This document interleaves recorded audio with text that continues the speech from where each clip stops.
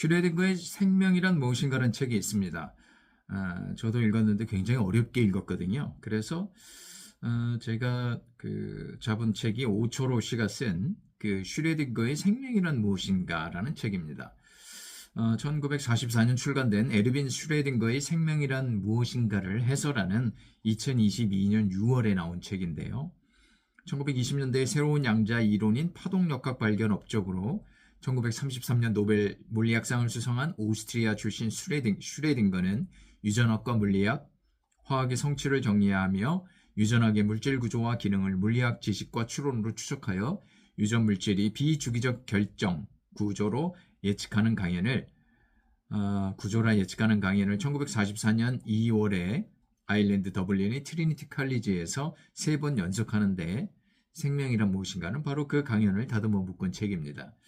생명이란 무엇인가라는 질문은 누구나 할 수 있지만 대답은 누구든 제대로 할 수 없죠. 노벨상을 받은 물리학자가 생물학 관련 내용을 얼마나 풀어낼 수 있을지 모두의 관심을 끌었던 건 당연했습니다. 살아있는 유기체라는 공간 경계 안에서 일어나는 시간적이고 공간적인 사건들은 물리학과 화학으로 어떻게 설명될 수 있을까? 그 책의 주제이기도 한 이 질문에 슈레딩거는 설명될 수 있다고 확신합니다. 생명의 법칙을 찾아 나선 양자 물리학자의 지적 탐험 혹은 생명의 비밀에 접근하고자 한 통찰과 탐구 교본으로서 생명이라는 무엇인가의 가치가 존재하죠. 슈레딩거의 과감한 과학적 상상과 통찰은 생명의 신비를 설명할 수 있는 물리학 법칙이 언젠가는 반드시 만들어질 것이라고 알려줍니다. 생명이란 무엇인가는 일반인이 읽기에는 쉬운 책이 아니죠. 고전으로 취급되는 책들이 대개 그렇듯 생명이란 무엇인가 역시 이런 설명서 또는 해설서와 같이 읽는다면 책의 가치를 좀 더 제대로 파악할 수 있을 것입니다. 이제 저자가 소개하는 슈레딩거의 학문 성과와 철학 및 생명이란 무엇인가 책 속으로 한번 들어가 보죠. 파동 역학을 발견한 슈레딩거는 하이젠베르크의 행렬역학과 더불어 양자 이론의 바람을 일으켰죠. 엄격한 결정론을 무너뜨리고 어떤 경계나 고정된 부분이 없음을 일깨운 것입니다. 그가 내세운 비주기적 결정은 규칙적이며 반복적이지 않은 유전물질 구조를 말하며 유전물질이 암호 문서와 같다고 한 유전 암호 문서라는 용어는 그가 처음 사용했습니다.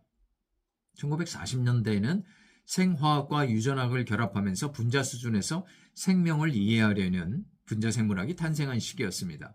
유전물질을 DNA 분자가 아닌 단백질로 본 것이나 사람의 염색체수를 23쌍 46개에서 하나씩 더한 24쌍 48개로 본 것은 발전된 지금의 과학의 눈으로 보면 잘못이죠. 하지만 물음을 던지고 답을 찾아가는 창의적인 과학활동의 진지함, 과감한 과학적 상상력을 집요하게 펼치는 탐구정신과 태도와 사유, 물리학과 화학에서도 생명은 도전할 만한 것임을 보여준 것 등에 의해 생명이란 무엇인가는 고전 반열에 올려도 좋을 책이라 생각합니다. 슈레딩거는 서문에서 물리학자로서 스스로 무너질 수 있는 위험을 감수하고라도 여러 지식의 통합을 위해 책을 쓴다고 말합니다. 생물학의 이론에 정통하지 못함을 스스로 인정하면서도 과학 지식을 하나로 통한다는 낙관적 자신감으로 생명의 수수께끼를 풀기 위해 노력하는 모습을 보입니다. 책의 말미에서 나타나는 그의 일원론, 즉 나와 세계는 본디 하나이며 정신과 물질 세계도 하나라는 그의 철학과도 상통한다고 볼 수 있죠. 원자 배열에서부터 시작하는 그의 설명은 통계학적 관점에서 바라보는 그의 학문 정신을 잘 보여줍니다. 유전물질이 비주기적 결정이라는 DNA 분자 특성에 접근하는 대담한 통찰이 이어지면서 비주기적 결정인 유전물질은 생명 운반 물질이라는 결론을 내립니다. 유전과 생명에 관계된 유전물질, 고분자는 과연 어떤 성질과 구조를 가지고 있길래 유전과 생명이라는 놀라운 일을 할 수 있을까요? 이 문제가 슈레딩거에게는 가장 사활적인 부분이었습니다. 물리법칙은 절대적 엄밀성을 지닌 게 아니라 통계적이며 근사적이라 말하는 슈레딩거는 그 이유를 열운동 때문이라 말합니다. 예시로 든 브라운 운동은 원자와 분자의 무작위 운동인 열운동을 보여주는데 작은 입자가 주위 개별 분자들과 충돌하는 과정입니다. 극히 많은 원자로 이루어진 구조에서의 생명 현상에도 마찬가지로 물리법칙은 작동하죠. 작은 유전 물질을 통해 항구적 생명 현상이 일어나는 것은 염색체 때문이며 그 염색체는 곧 유전 암호 문서라 부를 수 있습니다. 체세포의 유사 분열은 단 하나의 수정란 세포에서 수십 번 분열하여 염색체 암호 문서가 그대로 복제되고 생식세포인 정자와 난자에서는 감소분열이 일어나 부모세포의 두 벌 염색체에서 한 벌씩 분리되어 두 개의 딸세포에 각각 한 벌씩 들어갑니다. 유전자는 염색체 안에 특성들의 차이가 놓인 자리이자 가설적인 유전물질 구조인 것이죠. 작고 연속적인 변이는 유전되지 않고 도약적이며 불연속적인 돌연 변이는 유전되는데 이는 곧 유전자 내의 양자 도약이라고 볼 수 있습니다. 현대과학에서는 돌연 변이가 유전되기도 하고 그렇지 않기도 하죠. 어쨌든 돌연 변이는 생명종 다양성의 원천입니다. 방사성을 이용한 돌연 변이 실험은 물리학과 생물학의 거리를 좁히는 계기를 마련해 주었죠. 양자이론은 아원자 단위에서의 에너지 변화 혹은 계의 변화가 불연속적인 양으로 나타냄을 말합니다. 양자 도약이 일어나려면 반드시 외부에서 물리량이 공급되어야 하고 도약에 필요한 문턱을 넘어야 하는데 이런 문턱 때문에 양자 도약은 불가역적이 됩니다. 슈레딩거가 인용한 델브 루이크의 유전자 모형은 유전자는 분자임을 말해주는데 이는 유전자의 항구성의 이유이며 구조의 차이로 인하여 비주기적인 결정이라는 독특한 결정 구조를 보여줍니다. 사실 현대적 지식으로 유전자는 분자가 아니며 DNA는 거대한 분자, 고분자이지만 유전자 하나하나를 분자라고 부르지는 않지만 슈레딩거는 유전자가 수없이 복잡하고 정확한 생명 정보를 담은 분자일 것이라고 생각했습니다. 유전자 분자의 정교한 에너지 문턱 값은 유전자 안정성의 비결이죠. 하지만 이것도 현대에서는 DNA 복구 시스템의 비결로 이해됩니다. 우주 만물은 질서에서 무질서로 나아가며 엔트로피가 증가하죠. 유기체 생명은 질서에서 질서를 유지하는 놀라움을 보이는데 슈레딩거는 이런 질서를 음의 엔트로피 가설로 이해했지만 다른 과학자들이 비판받는 원인이 되었습니다. 주위 환경에서 자유 에너지를 얻고 그 에너지 일부를 열과 엔트로피 형태로 내보내면서 유기체가 질서를 유지한다는 현대과학과는 다른 내용이죠. 물리학이 보기에는 확률 메커니즘과는 달리 고도의 질서 정연한 행동 방식 등 생물학의 메커니즘은 완전히 새로울 수밖에 없었습니다. 하지만 슈레딩거는 물리학의 발전으로 인한 새롭게 탄생할 생명 법칙 역시 물리학의 범위를 초월하지 않을 것으로 보았습니다.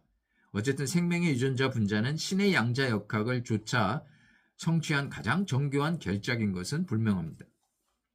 확률론적이며 불확정적인 해석, 일명 코펜하겐 해석을 닐스 보어나 하이젠베르크 등이 지지했다면 아인슈타인과 슈레딩거는 반대했습니다.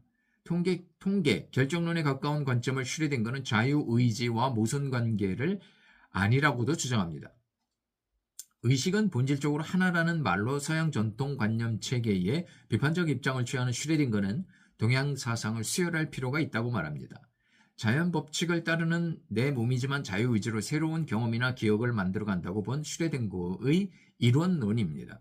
1953년에는 제임스 왓슨과 프랜시스 크릭이 DNA 이중 나순 구조를 확인했고 1972년에는 유전자 재조합 기술이 나와 유전공학 기반 기술이 되었고 21세기에 접어들어서는 인간 유전자, 게놈, 염기 서열 정보를 해독하면서 유전자 편집 기술까지 이뤄낸 과학입니다. 여전히 생명 현상의 복잡성은 풀기 어려운 과제죠. 하지만 인공지능의 발전 과정은 생명이란 무엇인가지에 대한 고민을 더욱 심화시킵니다. 인공적인 지능을 만들려면 인간의 지능을 제대로 알아야 하니까요. 생명이란 무엇인가라는 책을 처음 읽었을 때는 정말 쉽지 않은 내용 때문에 곤욕을 치른 경험이 있습니다.